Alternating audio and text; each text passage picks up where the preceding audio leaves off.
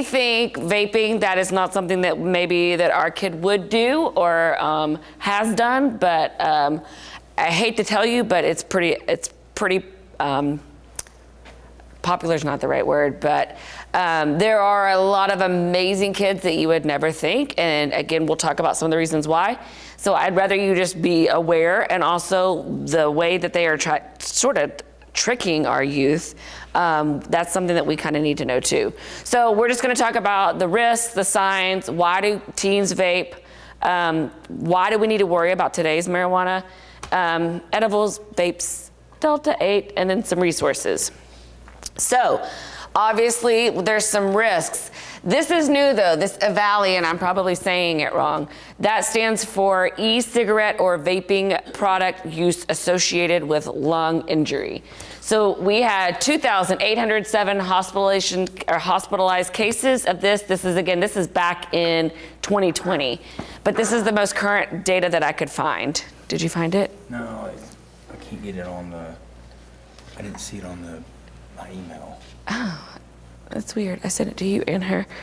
Do you want me to resend it or if you want to. One sec. Pause on that note. I'm scared it's not. Let's see.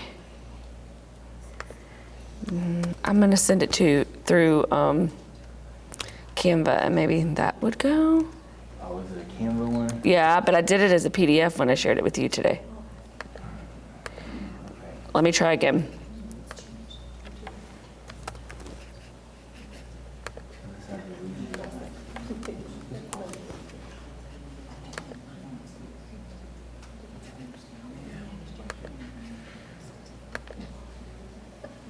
Okay, I sent it again, so.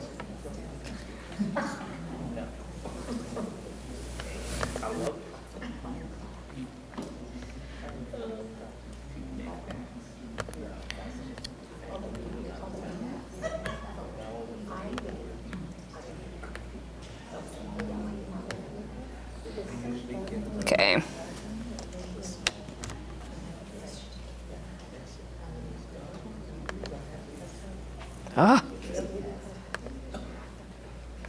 Okay, so let me go back to some of the risks. A study of mice found that 22.5% of subjects exposed to even e-cigarette smoke for 54 weeks had developed lung, fancy word, and 57.5 had developed bladder urethral hyperplasia. So that's something I did not realize either, that it could be related to the bladder.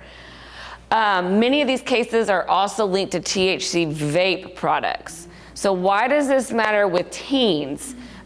Because this disrupts their serotonin signaling and their limbic system development. It can also reduce their attention span. They already have increased impulsivity, but can also add to that. It enhances their anxiety and fear responses, and it can lead to depressive symptoms that lead into adulthood. It's also, I thought this was very interesting, it's also correlated with they are more likely to use or try other drugs if they try a vape. It also goes hand in hand with high-risk sexual behavior and psychiatric disorders, which is what we're going to talk about too. So there's a whole nother slide about signs of use, but these are some that you may notice just offhand, is that they're drinking more water than normal. Nosebleeds, I did not know that was one. They may have smoker's cough, or they may have mouth sores. Another one that you may not think about, if they're continually needing new batteries and chargers, that might be an idea that something's going on. Let's look at this one though. This is more talking about substance use, but I thought you can still, this would kind of be just the more we know, right? So if you start to see maybe there's a lot more, they're trying to skip school, they're not doing their homework, they're not doing appointments, they start to withdraw from their extracurricular activities.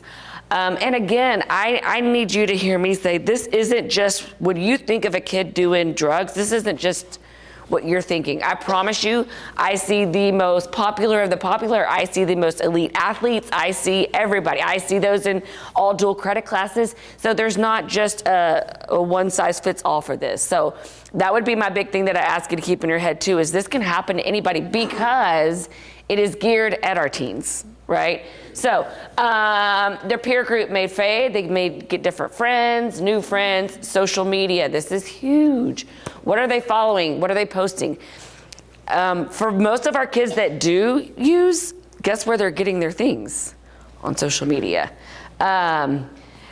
So some things you may notice at home is strained relationships, avoidance, mood. They start breaking curfew. Now, again, this is all kind of hand in hand with teens, so it's kind of hard. But this could be some red flags. There are changes in their personal appearance. This one's huge. Decline in hygiene.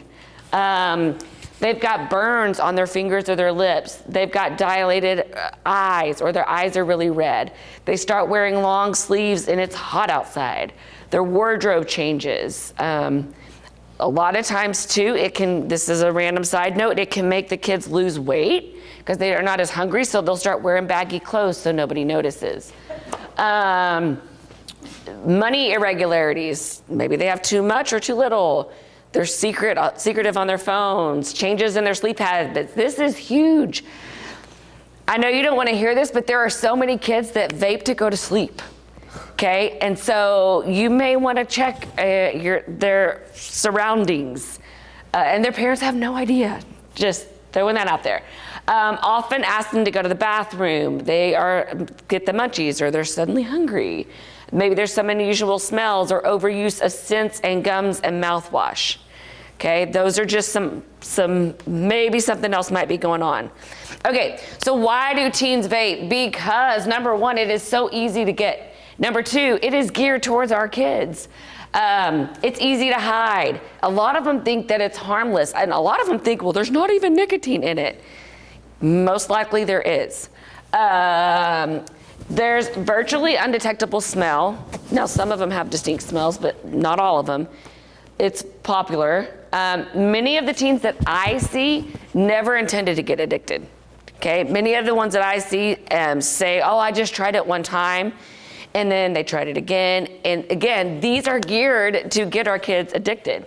Now, here's the hard part. Now, they're so hard to find and to detect that it's actual a vape. So if you can see these are actual vapes. You would never know, right? This is a highlighter, and this is a Sharpie, but there's a charging port right here, and then there's a false tip right up here. I'll wait till I get to the next one. You're gonna be like, what? That's why we can't keep up with our kids. The other thing is, this is 2015. Again, we've got a lot of time since that. 53% of 8th, 10th, and 12th graders who do vape experiment, so they try it. 37.2 because they like the taste. Again, gearing it towards our kids. 23.5 because they're bored. 22.4 to have a good time. And 21.6 to relax. Okay? So again, the number one reason that I see kids do it is from boredom, or they're like, oh, it helps me chill. Okay? Again, they're not in their mind, they're not thinking they're gonna get addicted. Just so for you that are like, this is a totally brand new world. There's the disposable kind, and we'll talk more about that in a second. The pod base, there's pins, and then there's the box mod. Okay. And again, this is just facts. I'm the type that I'm like, I need you to tell me a little bit more. 5.9% of middle schoolers, you would be, and you probably would not be, but we have a lot of 8th graders. Or my kids that I meet here in high school, they started in 8th grade. 7.8 high school students and 3.5 middle school reported current use. More than 1 in 4 current youth e-cigarette users use an e-cigarette product daily. More than 1 in 3 report using it at least 20 of the last 30 days. More than 8 out of the 10 users use flavored e-cigarettes. And again, if you're like me and you're like, I don't know, I'm not familiar with everything, there's fruit, that's the most popular, followed by candy, desserts, or other sweets, mint, and menthol. Again, they gear these towards our kids. Over half are using these. They're reported using flavors with ice or iced in the name. Okay, so again, here's the disposables, in case you don't know what those look like. Here are the pre-filled ones that you can get and you can refill, and they just, I think they like screw in. The most commonly is the disposables, followed by the refills. These are the most popular brands. Elf Bar, I had no idea. I thought that was a soap, I'm not gonna even lie. Breeze, Mr. Fogg, Views, and Jewel. Jewel I've heard of, because that's one of the ones you see most of the time. But in case you're ever, see these and your kids are like, no, it's soap. Okay, so here are some things, ways that they call it now, right? This is today's marijuana, is dabs, wax, honey, butter, shatter, and oil, okay? These are some of the things you probably are familiar with that, but there's other ways that they hide it, and I'll show you in a second as well. This is the butter example. Here's what I need you to know, and this is why I said it's not the same thing as like your parents, I don't know if they smoked, but it's not the same thing in the 70s. It is not. It is such a higher potency, okay? Prior to the 1990s, it was less than 2%, okay? In the 90s, it grew to 4%. And between 1995 and 2000, there has been a 212 increase in the THC content in the marijuana flower. Okay, that is huge. So these are really, really potent. Again, the honey or the wax can look like honey or butter. It's 4 times stronger. A lot of the things that they do is they vape or they dab it. But the other thing we're seeing is that's coming next, is the edibles we'll talk about. But why worry? Well, there's a lot of reasons, but adolescents' brain, that's the most vulnerable that they have, right? They're already at that high risk of risk-taking, and they've got this neurobiological based tendency to do those things that they don't think through, okay? So again, that decreased suppressive and regulatory control, this is a period of the perfect storm, because they don't make good decisions, they don't think things through, and then they're like, oh, well, why not? Why not just try it? The other thing, a lot of times I hear kids say, well, you can't get addicted.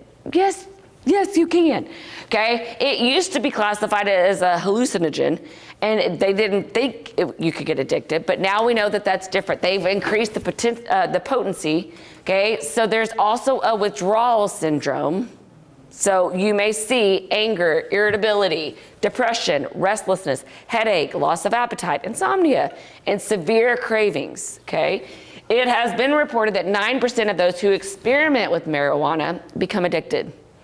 17% of those start using marijuana as teenagers will become addicted, and 25 to 50% of those who use daily will become addicted.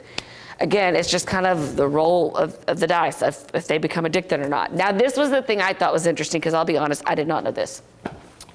A study in New Zealand with a 20-year follow-up showed an average loss of 8 IQ points with early persistent teen use of marijuana. Doesn't sound big, but if you already have a high IQ, a drop in 8 points may mean the difference between making A's and making B's. However, for the person with an average IQ of 100, so that's the 50th percentile, a loss of 8 points can put that person in the 29th percentile with significant difficulty in functioning. Okay, so it is a big deal. And for those, if your kids ever say, or you have college students and they're like, it's no big deal. Mom, it's not gonna hurt me. Dad, it's not gonna hurt me. It's dropping your IQ. So it is hurting you. All right, let's talk about edibles. Now, these are they're kind of funny, but these are real, right? You wanna get some Trips Ahoy or some Slizzles, yes. These are Cheetos. Again, what is this geared for? Kids, teens. Where do you buy this from? Connecticut. Anywhere. New York. And I'm going to show you. Anywhere. Anywhere it's legal.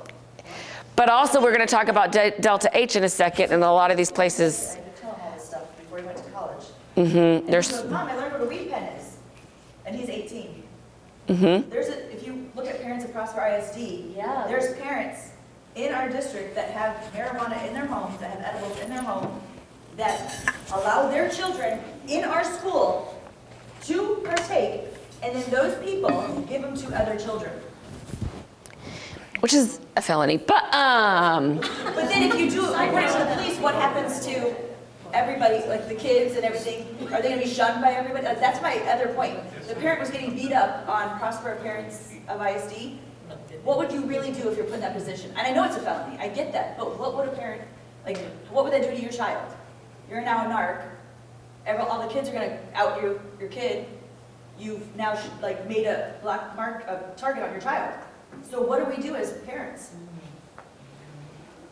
yep, something to think about. We as parents need to talk about it and figure out what we should do.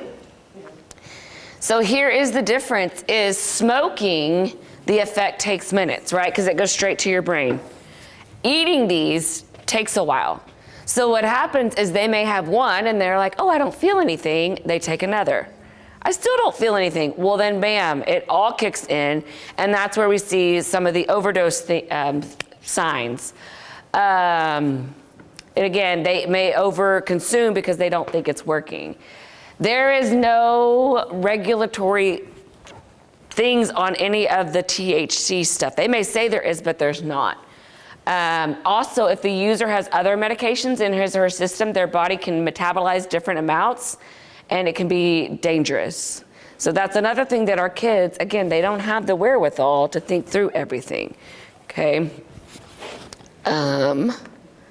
Oh, so this is my example. So I play a dumb little game at night.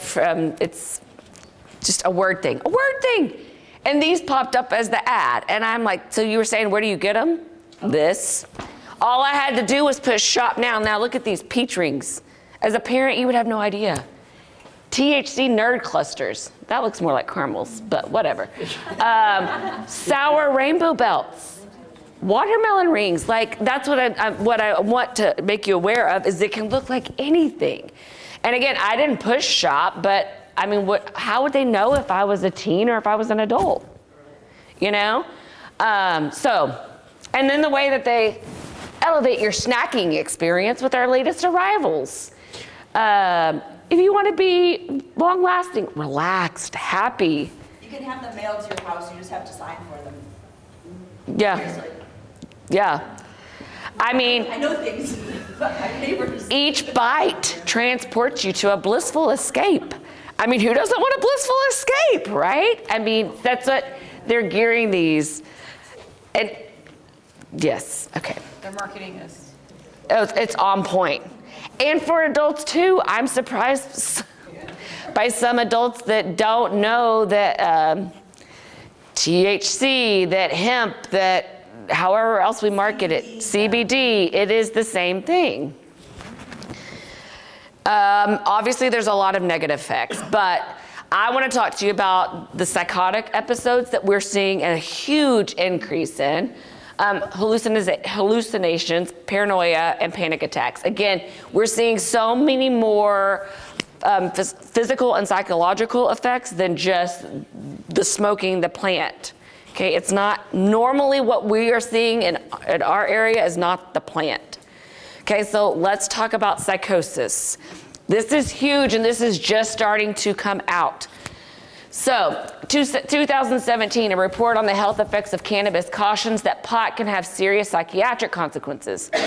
The report points to research showing that using marijuana at an early age, as well as heavy and prolonged usage, may increase the risk of triggering the first episode of psychosis. So what is psychosis? That is where a kid or an adult loses touch with reality and may have symptoms like hallucinations or delusions. This is the other huge part, and I could get into it because I told y'all before I love the brain part, but it's mirroring schizophrenia, okay? Research shows that cannabis is involved in close to 50% of all cases of psychosis and some types of schizophrenia. When psychotic disorders such as schizophrenia are already present in adolescents and young adults, marijuana use can worsen symptoms. Compared with people who had never tried cannabis, daily pot users were 3 times more likely to experience a psychotic episode. The risk was higher in adolescents who started using the substance at age 15 or earlier. I talked to a gentleman last summer, and just through friends of friends, and he had gone through a really hard time, and so one of his son's coaches said, well, why don't you try an edible? And so he took half of an edible, and he went to go watch his son play, and he, out of the blue, has never had a psychotic event in his entire life. Out of the blue, he went into what I would almost call psychosis. He said he had a thought in his head that was like, I should kill that person. And he was like, I've never had a thought like that in my entire life. I mean, it was insane. I am not saying that is everybody, but it scared him enough that he went to the hospital, and he was so scared, and he was embarrassed to say, oh my gosh, I tried an edible and I'm in my 50s, but you know, it can do these things to you. That's what just the main point is, we don't know how it's going to interact with our brain. Compared with people who had never tried, 3 times more likely to experience a psychotic episode. What makes this study different from previous findings is that it looked at how using high potency cannabis affects the risk of developing psychosis, okay? People that never use marijuana, using the kind with high levels nearly doubles the chance of experiencing a psychotic episode. Even worse, the high potency pot, and again, the stuff that they're using is not regulated, so we don't know how much is in it. It increases the odds of a psychotic disorder by nearly 5 times.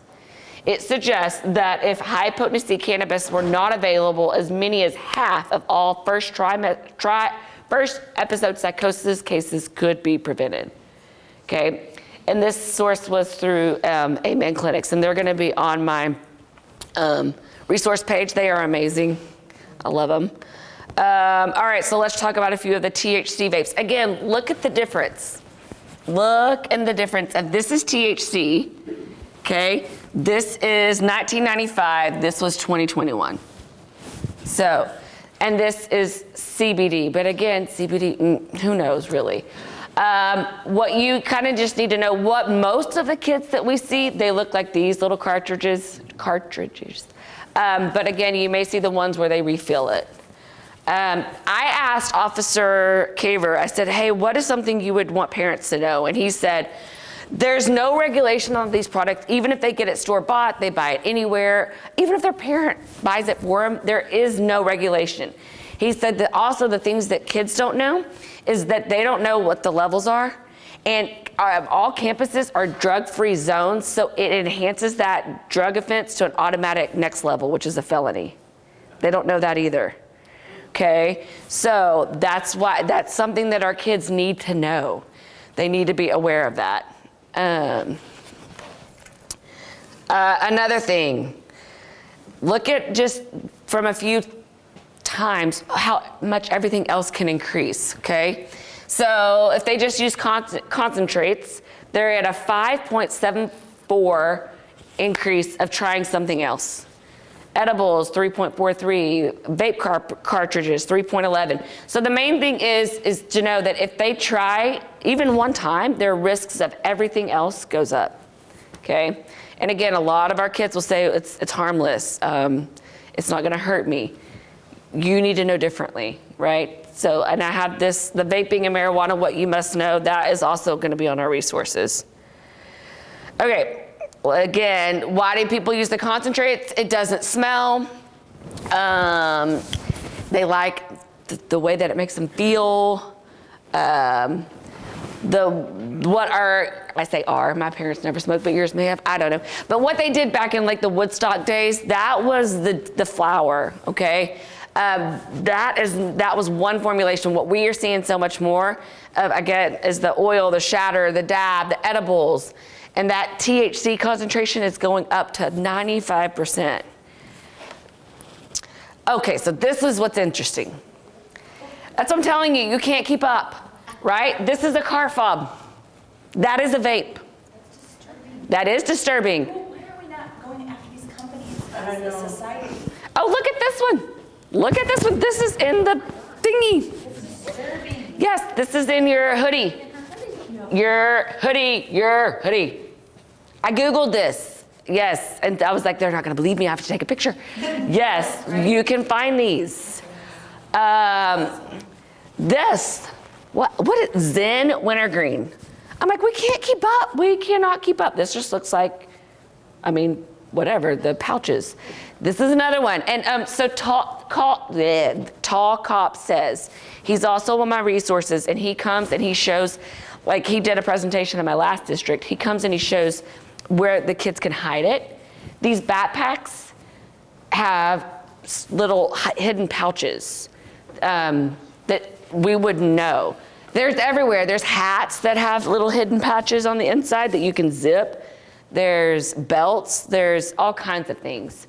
So again, and I would suggest if you, and again, it'll be on the resources, but Tall Cop Says on Facebook, follow him because he'll show you the newest trends. Like this was his. I had no idea. This is new. Okay. Gomez is another really good. He's on there. Yep. And then parenting in a tech world. If you can't, I mean, it's hard to keep up with the cell phone stuff. Parenting in a tech world, it's helpful. Yeah. Some of the stuff's a little silly. Yeah. But yes, so he's a good one. But again, it's so hard to keep up. I'm doing good just by like living. Okay. Delta 8, this is the other thing. Now this is, again, these are all Delta 8. These, what are they? No, that looks like the Deca store in the cafeteria. Yeah. Yes. So Delta 8 is derived from CBD and hemp. But again, there is no restrictions on this. This is, Texas. yes. We have them in Prosper. You have them everywhere. There is no regulation on these. So, and a lot of kids think, well, Delta 8 is not bad. It is bad. It's the same thing as we're seeing. We're seeing it's just as psychoactive as the just normal THC. Okay, this is legal in 39 states. It's, again, completely unregulated. There is no health or safety standards, which means there's a lot of crap in it too, right? All those chemicals that they're putting in it. There is no marketing or packaging restrictions. So again, it looks just like normal. I mean, if you didn't know what you were looking for, right? You would just think, oh, Ruffles. Oh, wait, what's this one? Stonios. Did you want some Stonios? Storios. Yes. So is this for sale, like, at 7-Eleven? Not at 7-Eleven, that's a good question. At all the CBD stores that you see? Everywhere? Yeah. So you accidentally buy this. You have to go in, but you can also order all these online. Or your buddy can meet you out in the parking lot. A what? Your friend can meet you in the parking lot. You give him $5 and okay. give it to you. Okay, so obviously there's lots of effects, but here's some of us. It messes up your receptors, okay? So the kid's pleasure, their memory, their thought, their concentration, their sensory, their perception, their coordinated movement, it disrupts all of those receptors in your brain. You may see, they may say that they are relaxed, but you may see increased appetite, sedation, maybe they get more sociable. It does, like we learned, it affects their learning and their memory, their problem solving.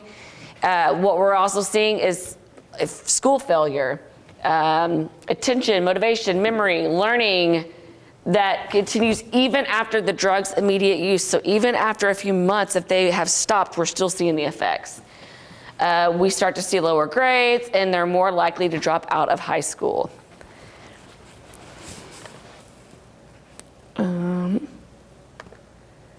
Okay, so here are some of the resources. Again, Amen Clinics, he is all about the brain. So if you go and look, he has all kinds of things on what it can do to the teenage brain. Tall Cop Says, again, follow him on Facebook. The other one, like she was mentioning, it was Officer Gomez on Facebook. Operation Parent, that was where I got a lot of these facts. They're really good. Children's Health, like what do we parents need to know about marijuana? So Children's Health has a good one. And then Operation Parent says that Truth Initiative is a good one. There's Parents Against Vaping E-cigs.